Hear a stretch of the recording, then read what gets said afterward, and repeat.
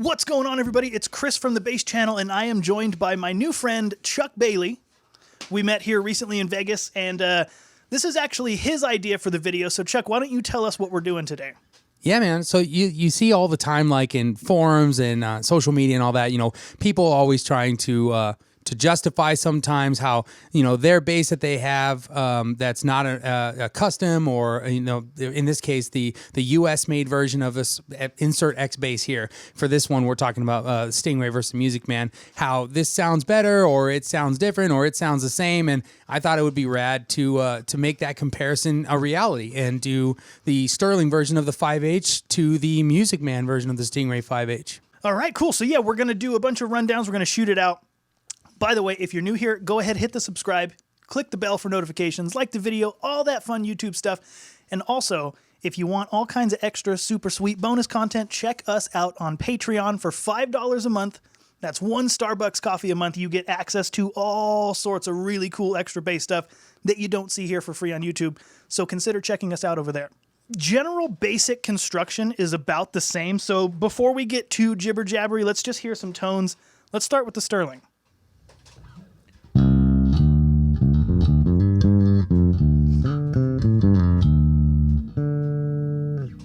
Okay, now obviously we have different players here, but same strings, obviously same kind of bass. Let's check the American out.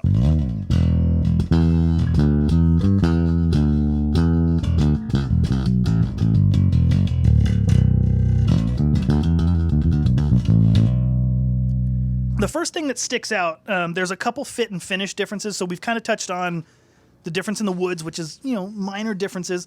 You mentioned, first of all, that yours is quite a bit heavy, right? Heavier than this one? Yeah, so that was the first thing I noticed. Like, holding that one when we were setting up, it's tremendously lighter. Also, I want to let you guys know, before we continue on with the tones, our signal chain, both of us are plugged into an Electro-Harmonix tri-parallel mixer. We're going into the returns of each, going to master out into the preamp of an Orange TerraBass 500, all controls set flat, sending the effects loop send into the return of the Dark Glass Microtubes 900. As you can see, we have cans on in the studio. The reason for that is so we can use the power section of the Dark Glass, but more importantly, the cab sim of the Dark Glass, which mimics the cab over there that you see behind Chuck, the DG410C with a Shure Beta 52, which is typically the mic and setup that I use, so just so we can get that same tone silently so it doesn't really interfere with the microphones and all that stuff. So that is the sound that you are hearing here. Here's what I know a lot of our fans are going to want right off the bat. Let's just hear the B string. Okay. Just B. Yeah.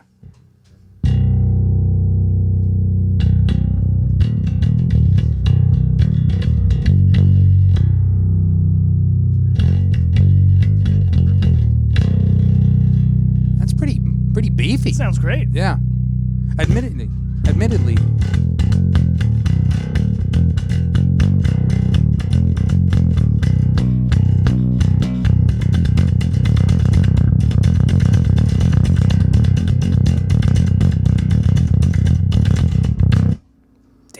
So a couple things that I thought of that, in addition to the difference in the wood, that might be attributing to the difference in weight. First off, this pickup is equipped with a neodymium magnet, which is known for being ultra light and ultra strong, kind of similar to a ceramic, but like a roided up ceramic. Right. I don't know what magnet that one has. So that could be part of it. Do you have the spec on exactly what pickup that is? No, I want to say I have looked it up before. I'm so leaning like I did with the Indonesia thing, like it's an Alnico. I will double check that, but yeah. Because typically, as far as I know, in the Stingray world, the Alnico 5 is more of the vintage 70s kind of Stingray. Yeah. The ceramic is more of that 90s, more modern, bitey. And then I guess now the 2010s, 2020s is the neodymium, which again is just like really aggressive, but lightweight. You see it in a lot of speaker cabinets, which is how they're making them light. That's why a lot of the cabs are called Neo, because it's neodymium magnets in there. Yeah. Everywhere you go, as far as the availability of the information or the manual or specs on the bass, it just says 3-way selector. Yeah, I mean, I looked on Zounds' website, which, by the way, before we go any further, Chuck owns the Sterling, and like I said, this was his idea. I got this bass on loan from my good friend Billy over at Zounds. I can't say enough good things about Billy and Zounds in general. They have lent me and sometimes given me so much equipment that I am forever grateful to them. So again, I tell you guys all the time that I'm not a salesman in the sense that I'm not trying to manipulate you to buy anything. This is the greatest bass I've ever played, which it's awesome. But that being said, someone has to keep the lights on in here. So if you follow the link down below to Zounds, you can get either of these basses, the tri-parallel mixer, the Terra bass, any product that we use in general. If you get it from Zounds through our affiliate link, it helps us out. We get a percentage of that sale, and you can support the channel without having to do anything extra since you were probably going to buy the gear anyway.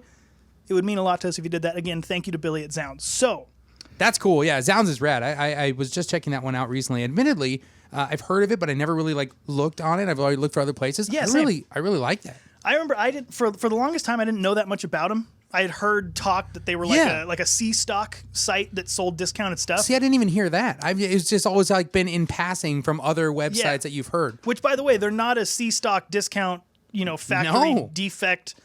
The T-Bird, the Warwick, this bass, there is not a single flaw. It's it's pristine. They sound great. They feel great. This is totally A-Stock material, brand new. Yeah, it is brand new stuff, right? Yeah, okay. I just want to make sure because I was to me, it looked like it was all brand new. I didn't see any blemished or B-Stock or markdowns or nothing. Yeah, dude, everything they've sent is great. So the point I wanted to get to is on my Warwick double buck Corvette that you guys have seen. It's called double buck because it's equipped with 2 of these buckers. Each pickup on that bass has a 3-way switch. It's a mini switch, but it switches each pickup from series to parallel to single, which is what I assumed this would do. But okay, I'm just going to ride the A. We're all the way back. Now we're in the middle. Little difference, little darker. Now we're up front. Did you hear that when you switched it? Yeah, you know what? Okay, so now that I'm listening a little bit more critically, I could see how this sounds like it could be series. It's a little warmer and rounder. It's fuller. Yeah, this sounds like it might be parallel. Because parallel usually kind of has that bubbly, glassy type of character. Yeah. And then single coil is just trebly bitey, and it's generally the weakest. So let's see, here's the middle. Or maybe singles in the middle. It's hard to tell. Right. I mean, there is a noticeable tonal difference in between the selector, right? And it only makes sense for it to be series parallel single. See, and to me, that makes perfect sense. But I know which one I like of the 3. Okay, let's just real quick. Let me do the same thing. Okay. Just so we can have a comparison. I'm going to ask you my question since you're playing Excalibur and all. We're going to switch in a minute, so don't feel too bad. Okay, so I'm going to do the same thing. I'll ride the A, and I have the switch all the way back.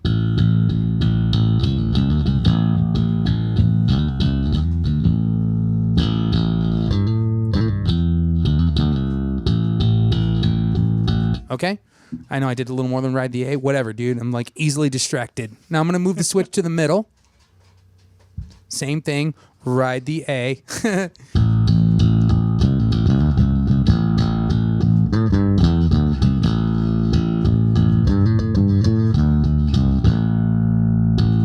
See, now to me, already, before I get to the third one, I didn't hear a tremendous difference. Not a huge one, no.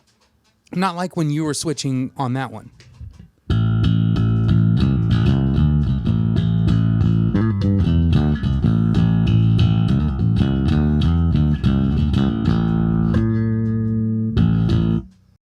So let's play with some EQ. Let's see what. That sounds like treble.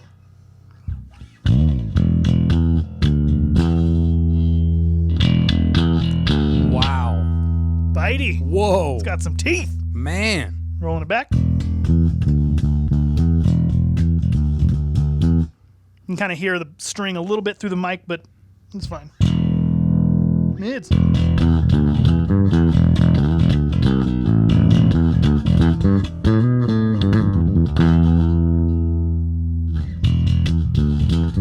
Oh.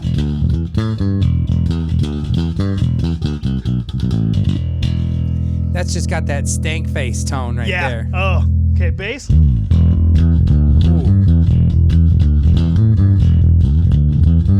You can just hear, just even with the little bit of EQ you did, there's such a tremendous amount of clarity on that single pickup. It sounds so good. Really? Okay, so now that we're... Well, hold on. Let me do this with a pick again. Oh.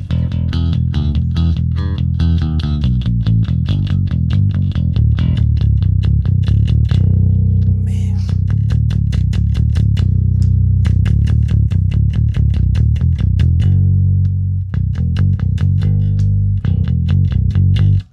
biggest difference is in the back. I like it all the way forward. That switch all the way up, man. That's my favorites so far. My favorite's been the back so far. Really? Yeah, funny enough.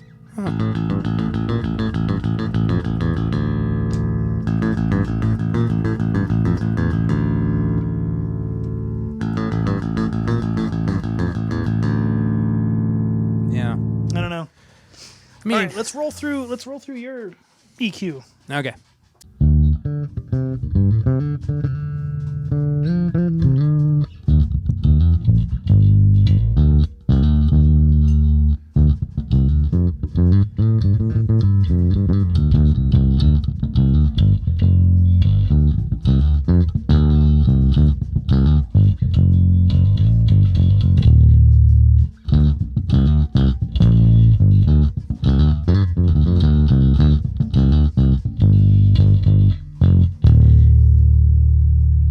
Okay. Let me roll that forward a little more.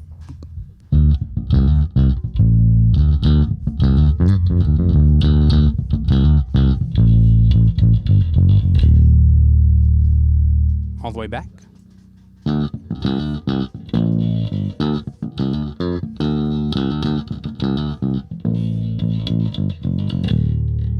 I really like that one rolled all the way up. Everything else was at 12 o'clock. I'm going to do mids now. Leave that one. I'm going to move that all the way forward. Quacky.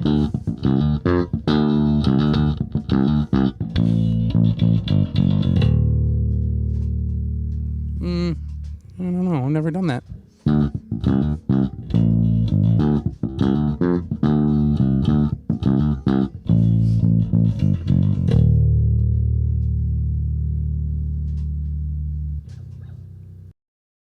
I wanted to go real quick, since I'm tuning these, which I want to hear yours and drop A in a minute too. This is a slight, probably can't tell from where, camera's at. These tuning pegs are awesome. So they're clover shaped, as you can see. What you probably can't see and definitely can't feel is they're like Y keys, to where they're thicker in the middle and then they taper off towards the edge. I have to tell you, I didn't realize how much I hated traditional clover. I have 4 bases with clover tuners.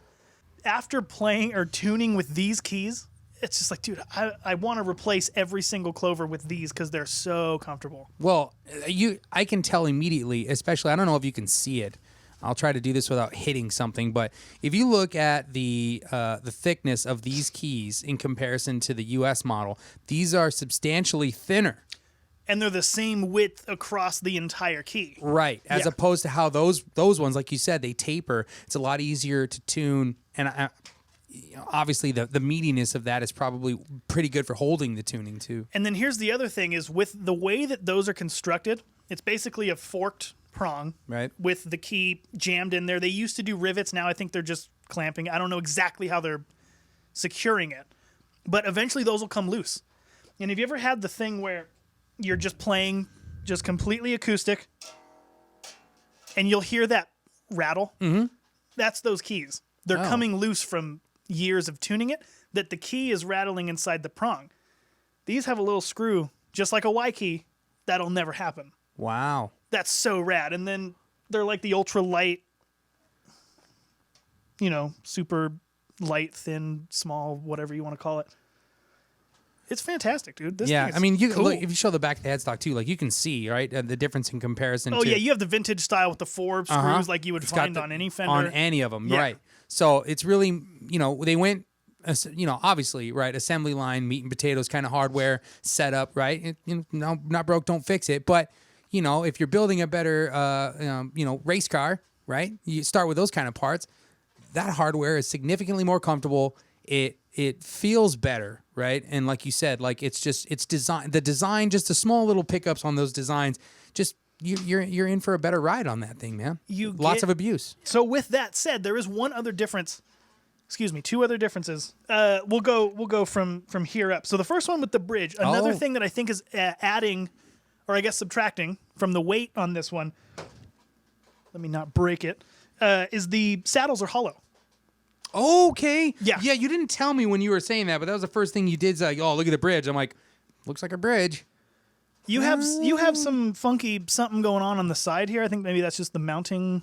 Yeah. I don't know what that is. I don't have those. Yeah. I think you're right. I think it's just something they use for the mounting of the hardware. Yes. Saddles are totally hollow. It does have a hex key like center though, so it might be or an Allen wrench or a hex key, so that might be something else. Yeah, it might be fun to do some investigation on that. But yeah, so hollow. So you have the truss adjustment here too, right? Okay, I think that's a standard. Yeah. And then the other thing is this nice little sculpting. Oh yeah. You were talking about that too. So let me not hit anything with it. Are these both 6-bolt? I can't see mine. Yeah. Okay. No, yours is 5. 5-bolt. Okay, 5. So they had to sacrifice for the sculpting. For the sculpting, yep. And this one is 6. Yeah. Let me go to real quick because we talked before we went down this rabbit hole of tone woods and randomness. We were saying find your ideal tone, so I'm going to do that with mine too. Which, by the way, if you want to hear the rabbit hole of tone woods and randomness, subscribe to us on Patreon for a mere $5 a month. It is the same price as a venti large mocha caramel whatever the hell from Starbucks. Check us out. You can get all kinds of cool extra bass content like this stuff right here in Rabbit Hole Tone Woods. But for now, let's move on back to the free content. All right. So I think this is where I would like it.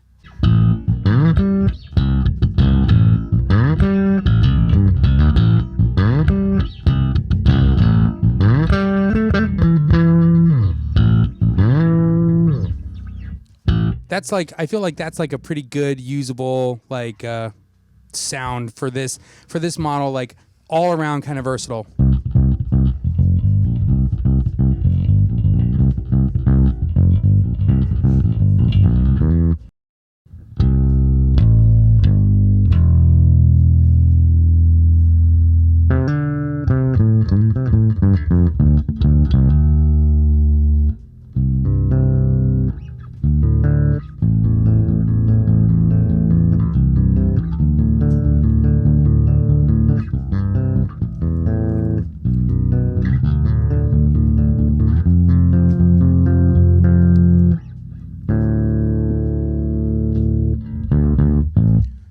Kind of interesting.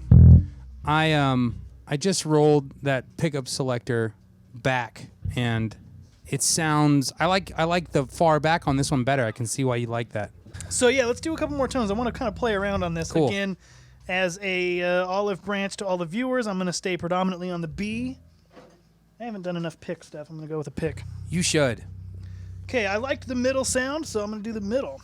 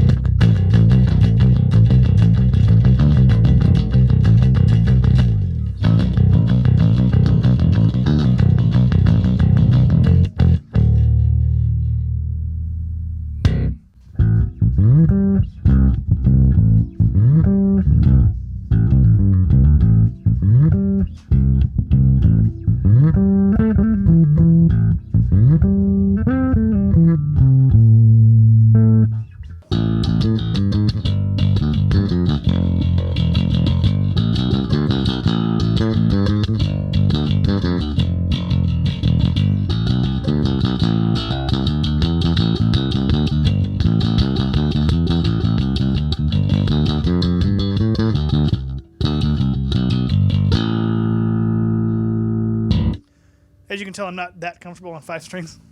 But hey, we're here.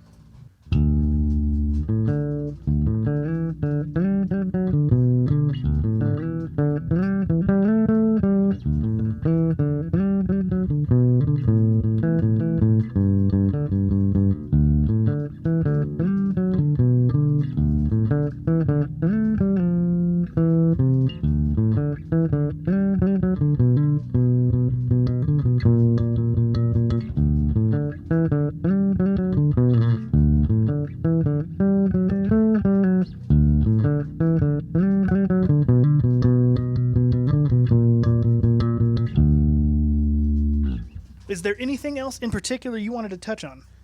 Just this bass. That's all I want to do. I just want to touch this bass. No, look, I'm thanks for entertaining my idea. Admittedly, I'm sure a lot of people have maybe kind of like questioned, right? Like when you're at you're at the music store or online and you're like, man, $9.99, $21.99. Is there that much of a difference? Yes. Yeah, absolutely. Yes, there is a tremendous, noticeable difference. Whether it's your playing, whether it's your skill, whether it's the level, like if you play fast or if you're doing like you do something like softer, you can hear the difference in what the electronics they use for this. The weight of that is like super noticeable, right, between the two. And despite the necks being the same wood, I'm still going to say, well, that's fine, comfortable. This neck feels super fast.